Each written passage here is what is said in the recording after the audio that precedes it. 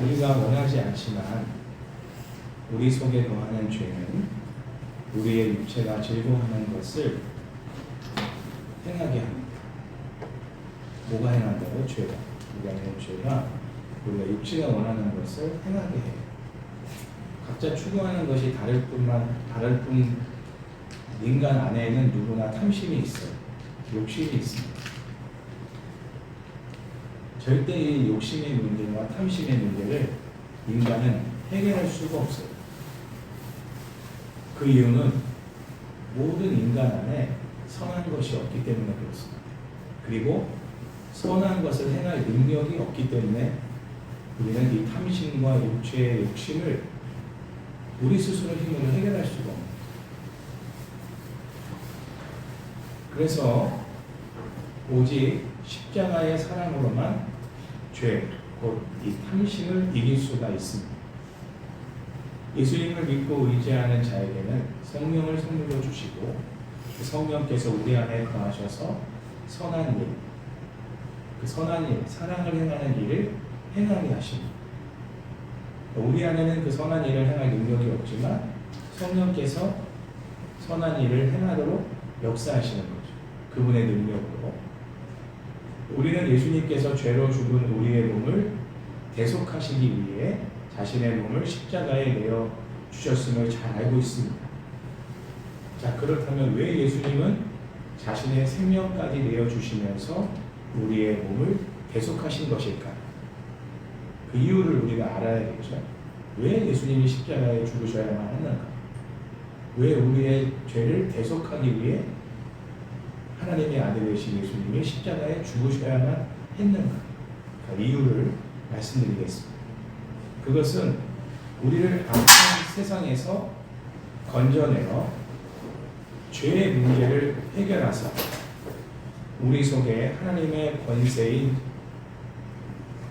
성령을 우리에게 부어주시고 우리를 새로운 존재로 만드시기 위해서 예수님이 십자가에 죽으시고 대속하신 것입니다.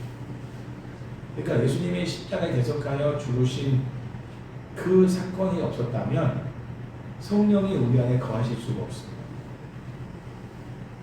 그래서 성령이 내 안에 거하지 않으면 우리가 새로운 사람이 될 수가 없는 거예요. 다시 말하면 사랑을 행할 수 있는 사람이 될 수가 없는 겁니다. 새 창조, 우리가 흔히 거듭남이라고 하죠. 중생. 또 새 사람, 새 시대, 새 공동체를 이루시기 위해 예수님께서 자신의 몸을 십자가에 달려 피 흘려 죽어주신 것입니다. 그냥 죄의 문제만 해결해 주려고 하신 게 아니에요. 그 죄의 문제를 해결할 근본적인 목적은 새로운 사람으로 우리를 만드시고 새로운 시대를 만드시고 새로운 공동체, 하나님 나라 가족 공동체를 만드시기 위해서 예수님이 십자가에 피 흘려 죽어주신 거고 죄의 문제를 해결해 주신 거예요. 궁극적인 건 거기에 있는 거예요. 바울은 고린도전서 15장 44절에서 장차 임할 우리의 몸의 부활을 이렇게 말하고 있습니다. 육의 몸으로 씻고 신령한 몸으로 다시 살아나나니 육의 몸이 있은즉 또 영의 몸도 있느니라. 아멘. 장차 우리의 몸이 완전히 성령으로 충만한 몸이 될 것을 말씀하고 있는 거예요. 지금은 성령으로 충만할 때도 있지만 또 악령으로 충만할 때도 있잖아요. 늘 싸워야 돼요. 성령 충만하기 위해서. 그런데 그걸 싸울 필요 없이 머리부터 발끝까지 완전히 성령으로 충만한 상태로 덧입혀질 때가 바로 몸의 부활이 있을 때예요. 완전히 우리가 몸으로 부활을 입을 그 시기에는 성령으로 완전히 가득 찬 그런 우리의 몸으로 변화되는 사실입니다. 지금은 우리의 몸이 생로병사의 영향을 받고 있습니다. 그러나 장차 우리의 몸이 부활할 때에는 신령한 몸, 성령의 몸, 부활의 몸이 될 것입니다. 불멸의 몸이 되는 것이죠. 불멸의 몸. 영원히 죽지 않는 몸이 됩니다. 요즘에 보면 SF 영화나 이런 거 영원히 죽지 않는 그런 어떤 인간들이 막 등장하잖아요. 터미네이터 쏴 죽여도 다시 살아나고, 좀비를 쏴 죽여도 다시 일어나고 막 그러잖아요. 그렇게 해서 영원한 생명의 몸을 얻는 게 아니라 예수님이 재림하시면 다시 몸의 부활을 입게 되는데, 그 몸이 불멸의 몸인 거, 영원히 죽지 않아요. 머리부터 발끝까지 성령이 지배하시는 몸, 불멸의 생명이 내 안에 오셔서 나를 영원히 다스리는 삶, 그게 영생의 삶입니다. 그런 삶이 우리에게 주어지게 될 거랍니다.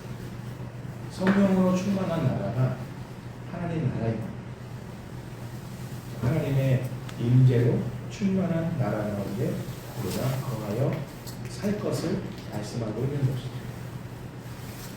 바울은 고린도전서 15장 50절에서 이렇게 증거하고 있습니다.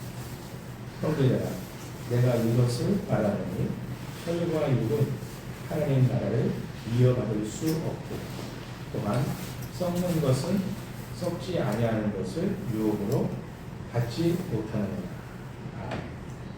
우리의 혈과 육은 하나님 나라를 볼 수도 없고 들어갈 수도 없습니다. 지금도 마찬가지입니다. 썩어져 흙으로 돌아갈 우리의 육의 몸은 하나님 나라를 감당할 수가 없습니다. 이제 오늘 읽은 갈라디아서 말씀을 살펴보겠습니다.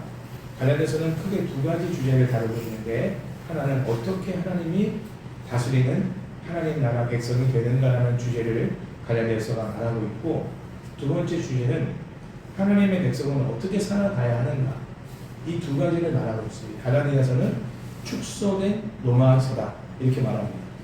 그러니까 로마서 내용을 축소판으로 만든 것이 갈라디아서다 이렇게 말할 정도로 로마서에서 다루고 있는 내용들을 바울이 다시 한번 요약해서 정리한 본문이 갈라디아서입니다.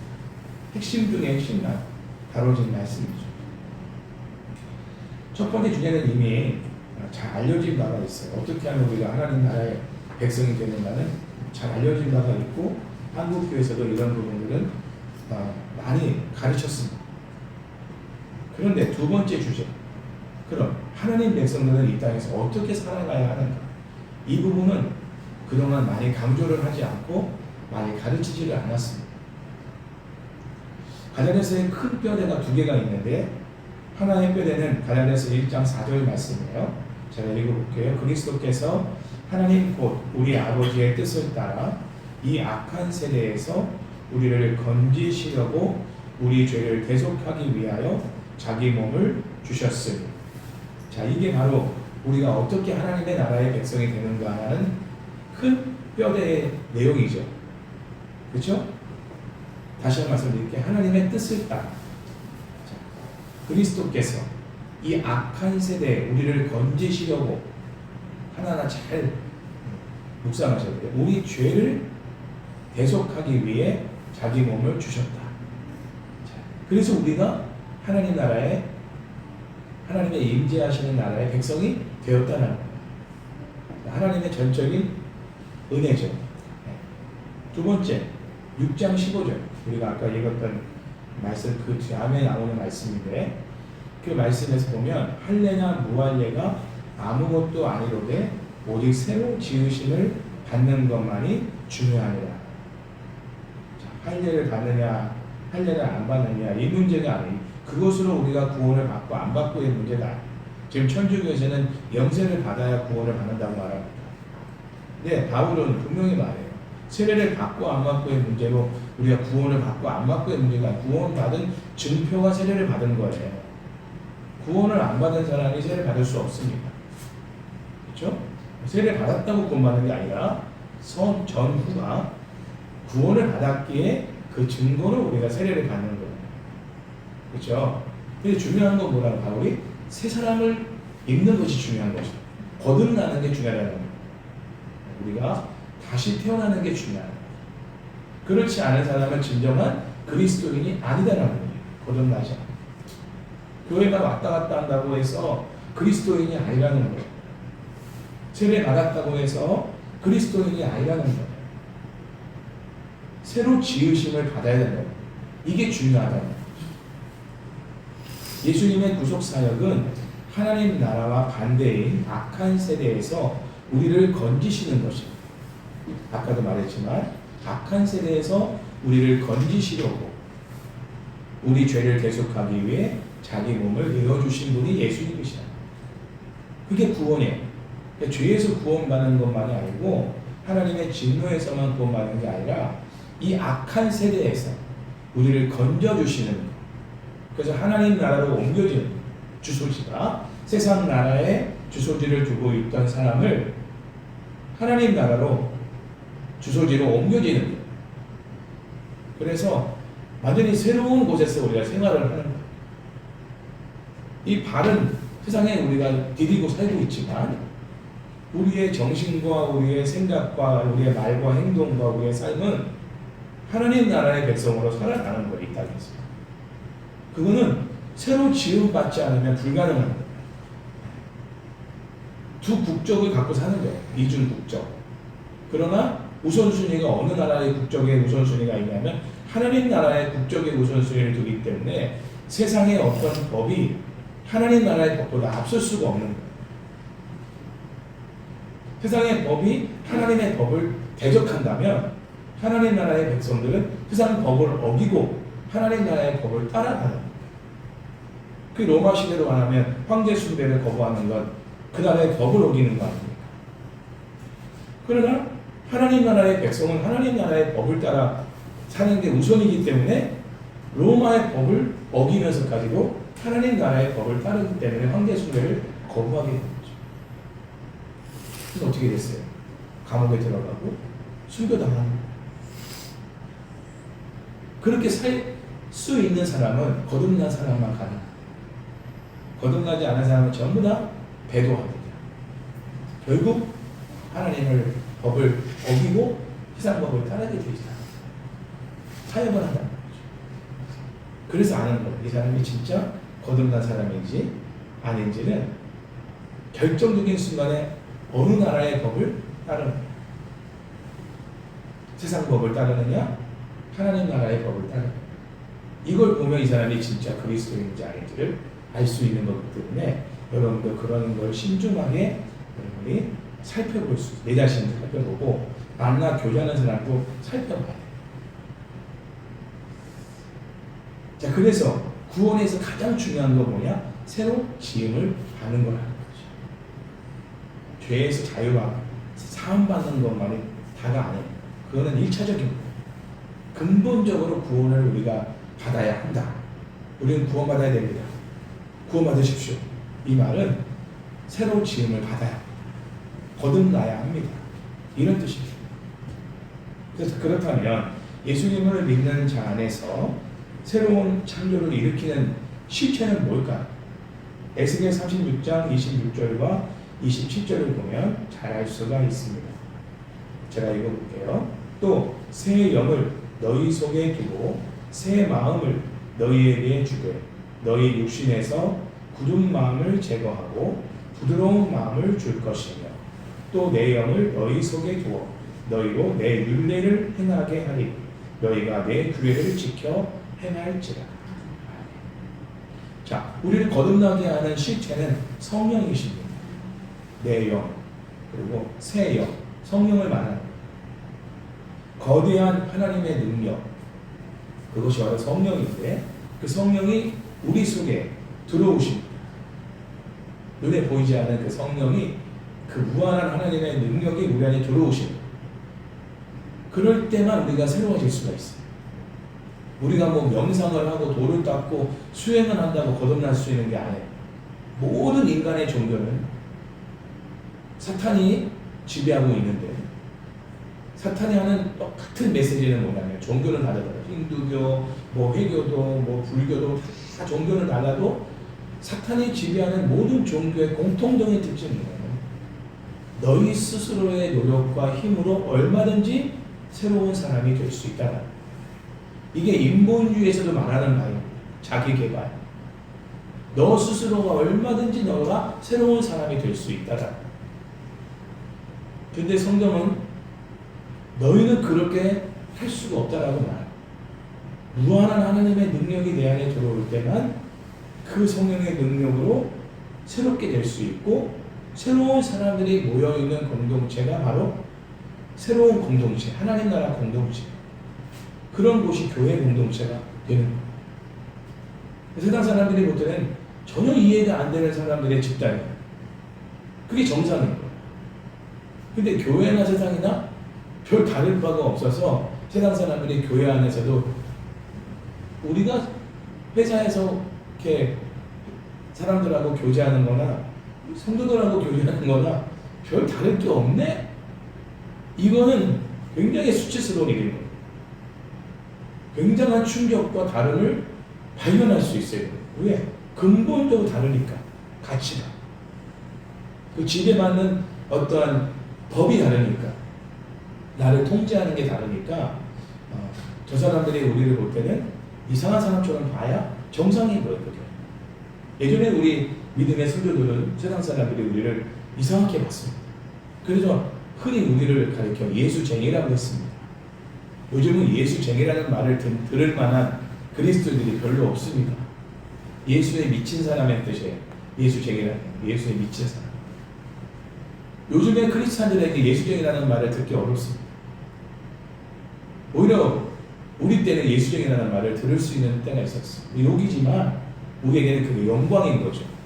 저들이 볼 때는 우리가 예수쟁이처럼 보이는 거야. 예수에 미친 사람처럼. 그런 사람들이 있었어요. 거듭난 사람들. 가자데서 5장 16절과 아까 읽었던 25절 말씀을 보면 구원받은 하나님 나라 백성들이 어떻게 살아가는지를 잘 설명하고 있는데요. 내가 이르노니 너희는 성령을 따라 행하라. 그리하면 육체의 욕심을 이루지 아니하리라. 만일 우리가 성령으로 살면 또한 성령으로 행할지니. 자, 이렇게 말하고 있습니다. 구원받은 하나님 나라 백성들은 무엇으로 산다고요? 성령으로 산다고요. 성령으로 살아가기 때문에 하나님의 사랑을 우리가 행할 수가 있는 거예요. 성령님이 제일 먼저 우리 안에 하시는 건 뭐냐면 십자가의 사랑을 깨닫게 하세요. 그러니까 하나님이 나를 얼마나 사랑하는지를 깨닫게 하셔요. 이게 첫 번째 성령님이 하시는 거예요. 그 사랑에 내가 감복하고 감격하여 그 사랑을 내가 받을 자격도 없는 나를 사랑하시는 그 하나님에 대하여 내가 하나님의 그 은혜에 보답하고 싶은 마음이 생기게끔 만들어요. 자발적으로. 율법적으로 나를 막 쪼여가지고 너 이렇게 안 하면 내가 혼낼 거야 이렇게 묵박지러가지고 하나님이 우리를 이렇게 순종하게 만드시는 게 아니라 그 사랑에 우리가 막 감동하게 하셔서 자발적으로 자원해서 그 사랑에 반응하게 하시는 분이 성령님이십니다. 제일 먼저 하나님 사랑을 깨닫게 하시는 거예요. 어떤 사건을 통해서, 어떤 상황을 통해, 어떤 사람을 통해 하나님의 사랑을 깨닫게 하시는 거예요. 그 압도적인 하나님의 그 사랑을 내 안에 부어주시는 분이 성령님이세요. 감당할 수 없는 사랑, 갚을 수 없는 사랑. 그래서 그 사랑으로 뭘 하게 하시느냐, 성령께서. 육체의 육신을 물리치게 하시고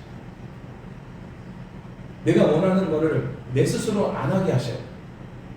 욕도 하고 싶은데 그 하나님의 사랑 때문에 내가 욕을 안 하게 되고 미워하고 싶은데 미워할 수가 없는,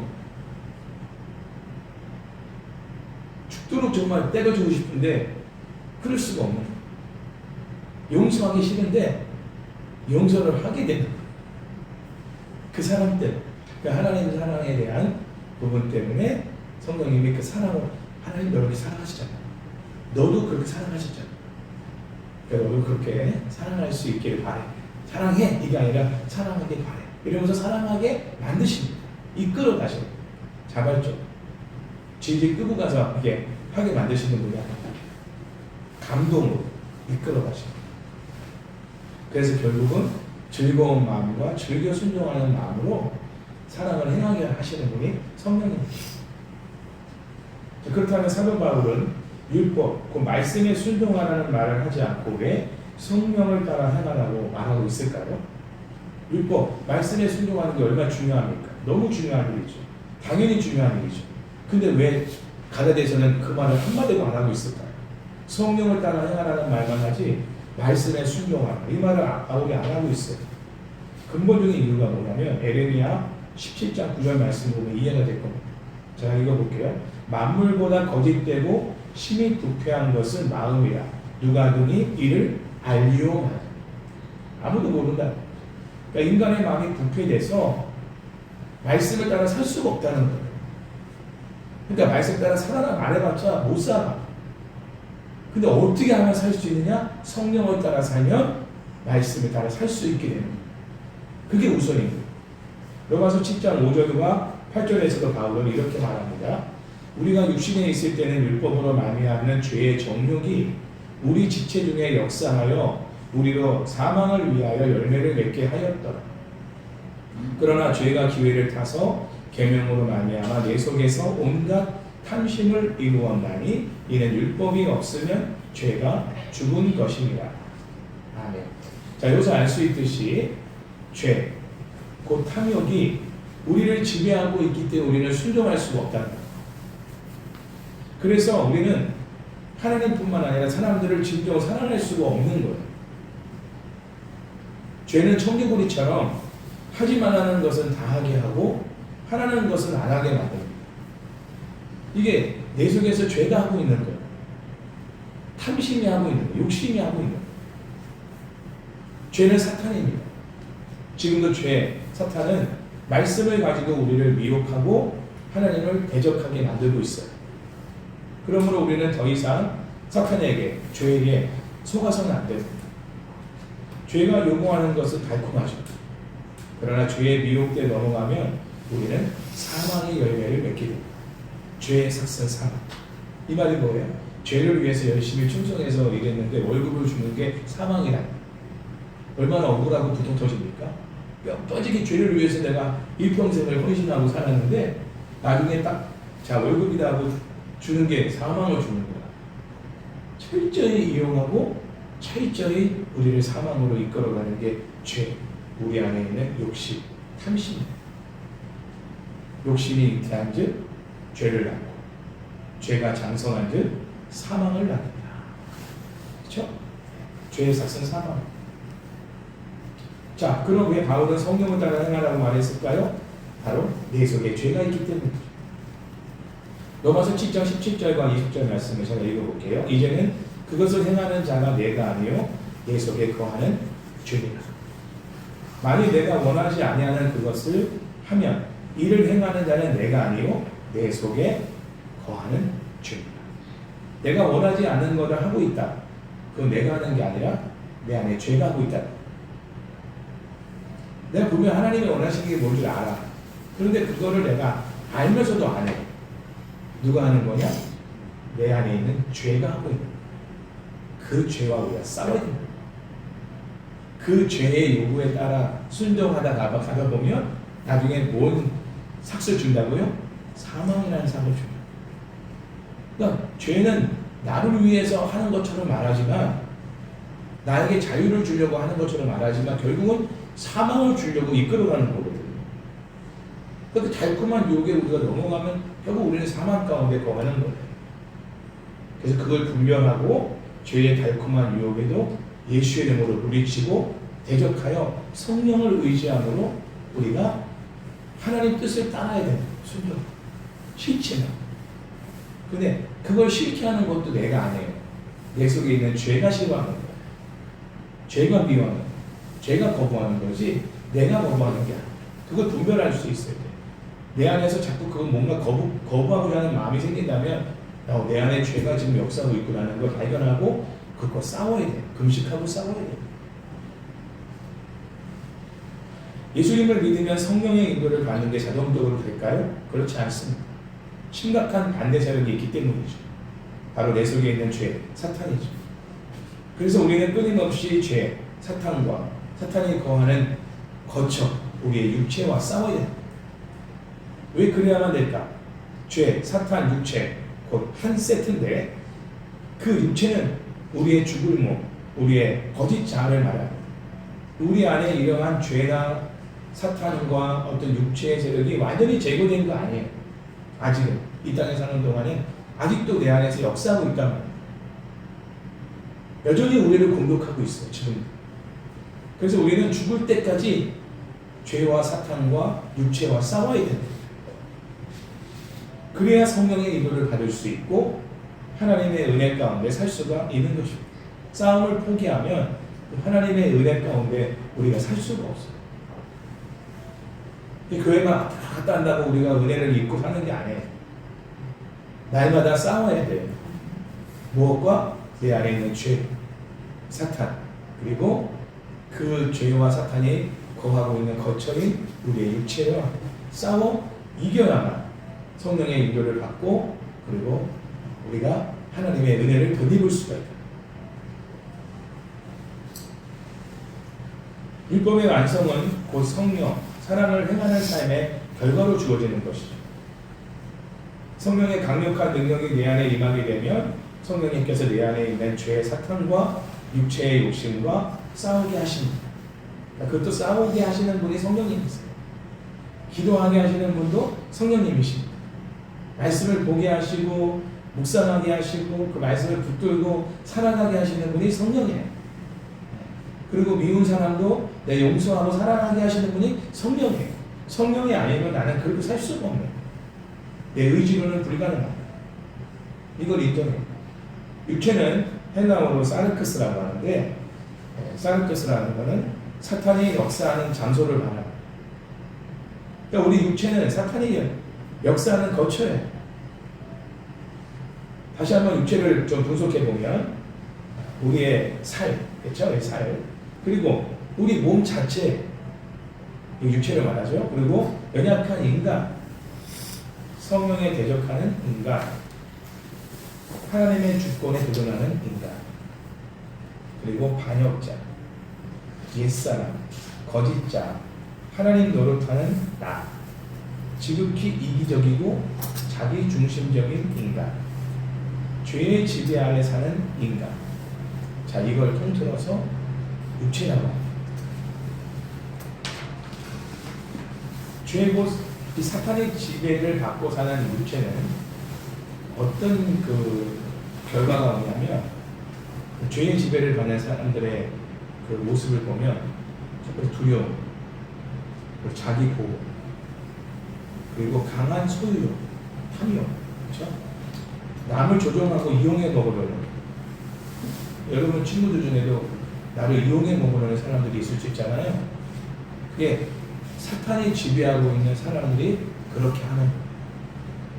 그리고 파괴적인 일들, 말도 파괴적이고 행동도 파괴적이고 부수도 막 때려도 수, 자기 자랑, 탐닉, 뭔가에 중독되는, 그리고 사람들을 차별하는, 그리고 대립관계를 일으키는, 이게 다 바로 죄, 사탄이 지배하고 있는 육체가 하고 있는 일이에요. 성령이 지배하고 있는 사람인지 사탄이 지배하고 있는지 이 사람에게를 보려면 이 열매를 보면 아닙니다. 다시 말씀드릴게요. 두려움, 자기 보호, 자기 연민, 강한 소유욕, 탐욕, 남을 이용하는 것, 파괴적인 것, 자기 자랑, 탐닉, 중독, 차별, 대립. 갈라디아서 5장 19절 21절 말씀 보면 육체의 거짓 자가 공동체 안에 들어올 때 이런 일들이 발생한다라고 설명하고 있죠. 제가 읽어볼게요. 자, 공동체 안에서 육체가 지배하고 사탄이 지배하고 있는 그 육체를 가지고 있는 사람들이 공동체 안에서 어떤 열매를 맺느냐, 가정이나 교회나 직장이나 사회에서 육체의 일은 분명하니 곧 음행과 더러운 것과 호색과 우상숭배와 주술, 원수 맺는 것, 분쟁, 시기, 분냄, 당짓는 것, 분열함, 이단, 투기, 술취함, 방탕함, 또 그와 같은 것들이야. 전에 너희에게 경계한 것 같이 경계하는 이런 일을 하는 자들은 하나님 나라를 유업으로 받지 못할 것이다. 죄와 사탄이 지배하고 있는 그 육체를 가지고 살아가는 사람이 공동체 안에 들어오면 그 공동체 안에서 일으키는 열매가 바로 이런 열매를 낸다. 그러니까 여러분들이 주변 사람들을 잘 살펴야 돼요. 또 내 자신이 트러블 메이커인가 피스 메이커인가도 잘 살펴야 돼요. 당연히 이런 열매를 공동체 내 맺으면 공동체가 하나 될 수 없겠죠. 당연히 깨질 수밖에 없고 부부관계도 깨지고 가정도 깨지고 교회도 깨지고 다 깨지는 거예요. 그래서 우리 자신과 가정과 교회 공동체를 지키고 세우려면 거짓자인 이 육체와 싸워야 됩니다. 거짓자 편이 들면 안 되고 거짓자와 싸워야 돼요. 아주 치열하게 싸워야 돼요. 그래야 나를 지킬 수 있고 우리 가정을 지킬 수 있고 우리 교회를 지킬 수 있고 이 사회를 지킬 수 있는 거예요. 자, 그럼 우리가 어떻게 해야 이 육체로부터 해방될 수 있을까요? 로마서 8장 13절 14절 말씀을 제가 읽겠습니다. 너희가 육신대로 살면 반드시 죽을 것이로되 영으로서 몸의 행실을 죽이면 살리라. 무릇 하나님의 영으로 인도함을 받는 사람은 곧 하나님의 아들이라. 성령의 인도를 받아야만 육체로부터 해방될 수가 있다는 겁니다. 성령 충만하지 않으면 악령 충만이라는 말이 100% 맞는 말입니다. 성령 충만해야 우리가 육체의 통제를 받지 않을 수 있거든요. 왜? 육체는 사탄이, 악령이 거하는 거처거든요. 육체가 작동하고 거짓자가 작동해서 말과 행동으로 태도로 나오게 되면 이런 열매를 맺는다. 근데 성령이 충만하여 나를 다스리면 이런 것들을 억제시켜버려요. 그래서 사랑의 열매를 맺게 하시고 그래서 공동체를 세우게 하시고 그런 일을 하시는 분이 성령님이시죠. 성령님을 통해서 우리가 인도를 받으려면 어떻게 될까요? 이 중요합니다. 이게 앞으로 우리가 어떻게 성령의 인도를 받아야 되느냐. 로마서 8장 5절 말씀을 제가 읽어드릴게요. 중요한 포인트를 잡아야 돼요. 육신을 따르는 자는 육신의 일을, 영을 따르는 자는 영의 일을 그 다음 생각하나니. 생각입니다. 여기 생각하나니라는 말의 원어의 뜻은 뭐냐면 전인격적으로 추구하다, 몰두하다, 집중하다 이런 뜻입니다. 그냥 스쳐 지나가는 생각이 아니에요. 골똘하게 생각하고 집중하는 생각. 그러니까 앉으나 서나 그 생각이 떠나지 않는 생각. 자, 여러분은 지금 어떤 생각에 집중하고 있습니까? 꿈에서도 나타나는 생각. 밥을 먹든 잠을 자든 길을 걸어가든 늘 생각나는 그게 뭔가? 그게 육신의 일인가? 그게 하나님의 일인가? 이걸 생각해야죠. 무슨 생각에 내가 지금 집중하고 있는, 몰두하고 있는, 그게 육의 사람인지 성령의 사람인지를 구분할 수 있고 내가 지금 육체 가운데 있는지 성령 안에 있는지를 알 수 있는 생각을 통해서 육의 일을 추구하고 몰두하고 집중하고 있다면 여러분은 육체를 따르는 사람일 것입니다. 성령을 따르는 사람은 성령께서 십자가의 사랑을 깨닫게 하신다고 했죠. 제1호죠. 그리고 십자가에서 가장 영광스러운 것을 보게 하시고 십자가에서 무한한 감동을 느끼게 하시고 그리고 내 마음 가운데 십자가의 사랑을 행할 강렬한 열망을 불러일으키시고 그래서 사랑을 자발적으로 행하게 하시는 분이 성령이십니다. 그래서 성령을 따라 사는 성도들은 늘 십자가의 사랑을 전인격적으로 추구하고 몰두하고 집중하고 주님이 가신 그 좁은 길, 십자가의 길, 섬김의 길을 살아가는. 왜 저렇게 힘들게 사나? 옆에서 보면 참 딱하게 보일지 모르지만 그게 성령이 이끌어 가시기 때문에 그런 섬김의 삶을 지속적으로 살아가요. 나를 희생하면서까지.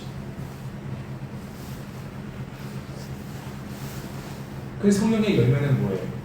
갈라디아서 5장 22절 23절 아까 읽었죠. 오직 성령의 열매는 사랑과 희락과 화평과 오래 참음과 자비와 양성과 충성과 온유와 절제 이 같은 것을 금지할 법이 없느니라.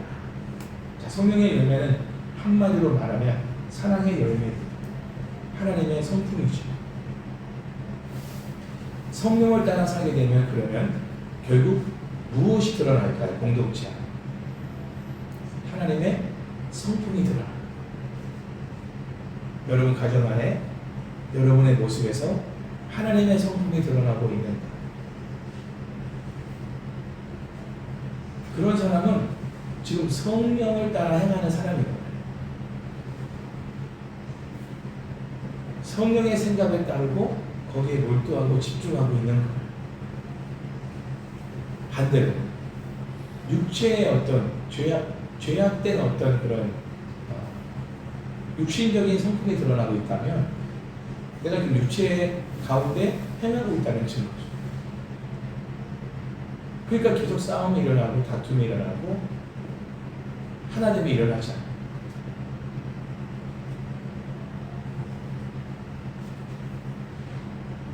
그래서 성숙한 인격은 하나님과 인간과의 관계 속에서 빚어지는 거예요. 그러니까 왜 우리가 늘 큐티를 해야 되고 기도 생활을 해야 되고 늘 말씀을 우리가 묵상하고 교제를 해야 되는 거야, 하나님은. 그럴 때 성령님이 우리 안에 충만하게 거하시죠. 성령님이 충만하게 거해서 결국은 나중에 결과론적으로 나오는 게 뭐라고 그랬어요? 하나님의 성품이 나온다. 그게 가장 하나님을 영화롭게 하는 거예요. 우리가 사실 하나님을 영화롭게 하는 게 많잖아요. 돈으로도 할 수 있고, 뭐 교회 건축도 할 수 있고, 교회에다가 뭐 차도 헌금할 수 있고, 또 성교 헌금을 할 수 있고, 구제헌금. 우리 하나님 영광 돌릴 수 있는 게 참 많잖아요. 근데 가장 하나님의 영광 받으시는 게 뭔지 아세요? 예수님을 통해 우리가 알 수 있죠. 하나님 성품이 드러나요. 여러분을 만나는 모든 사람 속에 하나님 성품이 드러날 때 하나님 영광이 드러나요. 사랑의 열매가 맺어집니다. 아까 말한 사랑과 신앙, 화평, 오래 참음, 자비, 양선, 충성, 온유, 절제. 자, 이런 열매들이 하나님의 성품을 드러내는 건데 그 성품을 통해서 내가 성숙한 인격의 사람이라는 걸 증명할 뿐 아니라 내가 하나님의 사람이라는 걸 증명할 뿐만 아니라 결과론적으로는 하나님의 영광을 드러나게 됩니다. 혼자 명상하고 도를 닦고 수행한다고 성숙한 인격으로 빚어지는 게 아닙니다. 그래서 하나님 공동체를 주신 거예요. 왜냐하면 빚어지기 위해서. 제가 그런 얘기 많이 했죠. 콩자루 공동체와 매주 공동체 얘기 많이 했잖아요. 혼자서 신앙생활을 하잖아요. 특히 요즘 같은 온라인으로 집에서 그냥 이렇게 핸드폰 보면서 텔레비 보면서 예배 드리는 사람은 절대 성숙한 인격으로 빚어질 수가 없습니다. 왜 하나님이 우리 주변에 가시 같은 이웃을 주시냐면 나를 빚어가기 위해서. 나를 빚어. 그 가시 같은 이유 때문에 결국 뭐가 드러나면 내가 누구를 의지하게 되냐면 예수님을 의지하게 되죠. 그렇죠? 내가 그 사람을 품을 수가 없으니까. 그 품을 수 있게 하시는 분은 하나님이잖아요. 하나님을 찾을 수밖에 없는 거예요. 왜? 하나님이 나에게 그 품을 수 있는 마음과 힘을 주지 않으면 그 사람을 이해할 수도 없고 품을 수도 없고 사랑할 수도 없잖아요. 계속 주님을 찾고 그런 힘을 달라고 구하는 거예요. 그러면 누가 내 안에 역사하시느냐? 성령이 역사하시죠. 성령님이 하나님이 나를 어떻게 사랑하시는지를 먼저 깨닫게 하죠. 너도 그랬잖아. 내가 너를 어떻게 사랑했니? 너도 그 사랑 받았으면 너도 그 사랑을 해야지. 그러면서 하나님의 사랑을 받은 것을 깨닫게 하시고, 그래서 내가 이렇게 이 모습으로 변한 것도 발견하게 하시고, 그래서 결국 자발적으로 그 사람한테 내가 사랑을 행하게 하시고, 그게 율법의 완성이죠. 그래서 결국 뭐가 드러나? 하나님의 성품이 드러나게 하죠. 그래서 공동체를 세워가십니다. 매주 공동체. 아주 으깨지고 깨지고 부서져서. 그래서 우리가 큐티만 하고 기도만 하고 성경만 읽는다고 성숙한 인간이 되는 게 아니에요.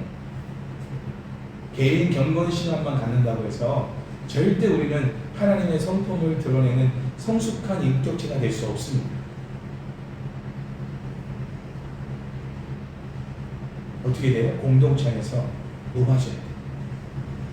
깨져요. 부서져요. 그렇게 하시는 분이 누구냐? 성령님이세요. 그래야만 우리도 성숙한 성화되는 사람으로 변화될 수 있고, 그리고 하나님의 성품이 드러날 수 있고, 그 공동체가 하나님의 임재하는 그런 하나님 나라 공동체가 세워질 수 있고, 그렇게 하나님 나라 공동체 세우는 게 결코 쉬운 게 아니에요. 일단 내가 깨져야 돼. 내가 부서지고 깨지고 녹아져서 하나님의 성품이 나를 통해 드러나야 돼. 그래서 치열한 싸움이 내 안에 있어야 되는 거지. 내 육체와 내 안에 있는 죄와 싸우면서 떼고 둥글면서 싸우면서 하나님께 도움을 구해야 돼. 저 인간을 내가 어떻게 사랑할 수 있겠냐. 내 하나님 계속 사랑 안 하시면 날 못한다. 사랑하게 해달라. 하나님께 구하라. 하나님 나라는 아버지 하나님과 주 예수 그리스도와 성령께서 믿는 자들 안에 거하시어 새 사람, 그 예수 그리스도의 형상을 창조하시어 내면의 성령의 열매를 맺게 하시고 공동체를 회복케 하시며 의와 화평과 기쁨을 누리며 생명을 얻게 하시는 그 공동체 안에서 서로가 하나님의 거룩한 성품을 만들어 나가면서 그 하나님의 성품을 드러내는 그런 공동체가 없기 때문에 너는 너, 나는 나. 그냥 갈라지는 거야. 각자 사람 각자. 그냥 부부끼리도 마찬가지. 우울증이 막 오는 거야. 서로가 부딪힐 때는 부딪히더라도 먼저 내 안에 있는 그 육체의 생각과 싸워야 돼. 항상 그 사람을 향한 미움, 참을 수 없는 분노, 이런 것들과 막 치열하게 십자가 앞에서 내가 싸우고 이겨서 성령의 도움을 구해야 되는 거예요. 그 성령의 도움을 구하면 하나님의 사랑을 깨닫게 하시고 그 사랑을 행할 능력을 나에게 주심으로 인해서 그 사람을 품게 하시는 거예요. 그 사람을 계속 품다 보면 그 사람이 치료가 돼요. 나도 변하지만 그 사람이 치료가 되고 회복이 되고 온전한 사람이 돼요. 십자가의 사랑 외에는 사람을 변화시킬 수가 없어요. 약으로 안 됩니다. 아무리 정신과약, 신경과약 먹어도 안 돼. 저도 1년 만에 낫지만 하나님이 약으로 낫게 하시는 게 아니에요. 여러분들이 저를 위해서 많이 희생해 주셨고 기도해 주셨고 사랑해 주셨고 섬겨 주셨다. 변함없이 나를 사랑해 준 성도들이 있었다. 신의를 지키고 내가 무슨 말을 해도 내 말을 다 들어주고 내 편에 되어준 사람들이 있었다. 그래서 숨을 쉬게 해주고 그래서 1년 만에 하나님이 그런 공황장애에서 나를 해방시켜 주시고 누군가 한 사람이라도 그 집안에서 고독하고 우울하고 또 자폐를 앓고 있는 사람이 있을 때 그 영혼을 품을 수만 있다. 그리스도의 사랑으로 십자가의 사랑으로 끝까지 품을 수만 있다면 치료될 수 있습니다. 회복될 수 있습니다. 십자가의 사랑. 아멘.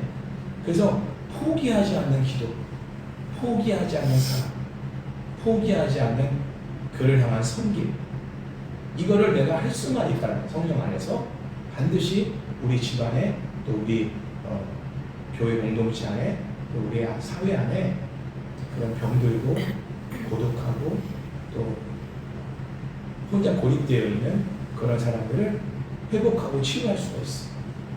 그런 치유의 공동체가 바로 교회 공동체가 되어야 되는 것이죠.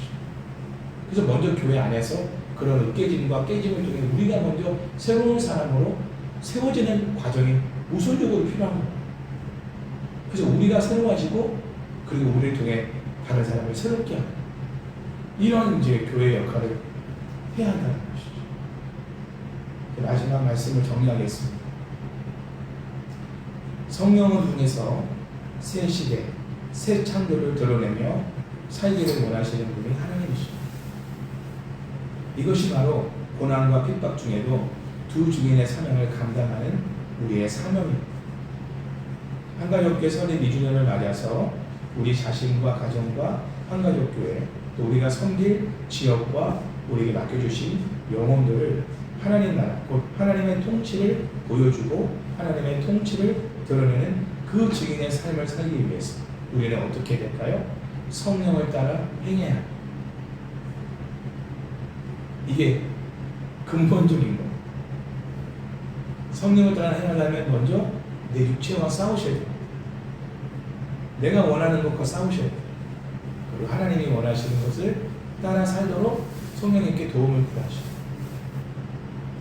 그리고 내가 먼저 공동체 안에서 나의 부족한 부분이 드러날 때 그러한 부분들을 두고 서로 기도를 부탁하고 서로 참아주고, 굉장히 중요해요. 서로 참아주고 기다려주고 그리고 기도해주고 끝까지 믿어주고 끝까지 지지해주고 끝까지 그의 편이 되어주는 거예요. 그래서 그 한 사람이 변하고 성숙해지고 새로워지는 역사가 일어나요. 그 끊임없이 포기하지 않는 그 사랑은 성령님만이 내 안에서 가능하게 하시는 분이라. 나는 그 사랑을 행할 능력이 없는 사람이라는 걸 아까 말씀드렸잖아요. 그래서 우리가 성령을 따라 행할 때만 나도 변하지만 내 주변 사람들, 내 가정, 내 사회, 내 사업장을 하나님 나라 공동체로 세워나갈 수가 있다는 것입니다. 그래서 오늘 저는 어떤 설교 말씀을 할까 하다가 지금 우리 두 증인의 사명을 감당하는 게 올해의 사명이잖아요. 그 사명을 감당하기 위해서 가장 절실하게 필요한 가장 첫 번째 중요한 건 성령을 따라 행하는 것이다. 그렇지 않으면 이 사명도 우리는 감당할 수가 없다. 그렇게 이제 여기서 이 말씀을 증거했습니다. 올 한 해가 성령을 따라 행하여 사랑의 열매를 맺는 복된 한 해가 되고 우리 교회가 되기를 주의 이름으로 축원합니다.